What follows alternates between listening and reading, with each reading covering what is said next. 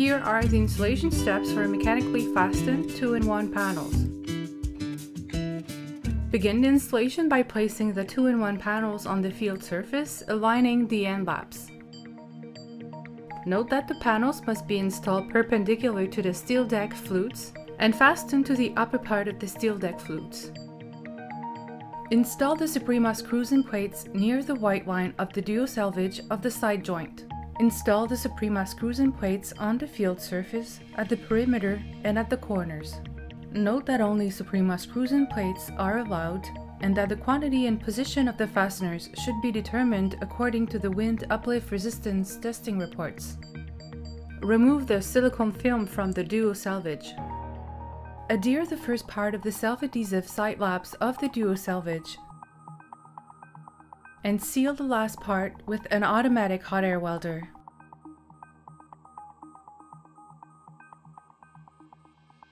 Apply the primer to the end laps and to each fasteners using a roller.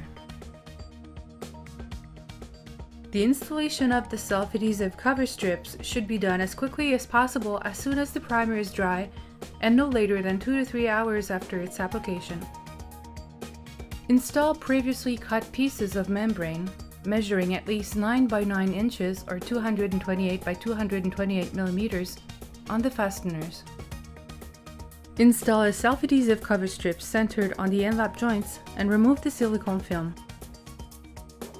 Note that when the self-adhesive cover strip is not installed the same day as the cap sheet membranes on a field surface, the side laps of the self-adhesive cover strip should be sealed with a hot air welder.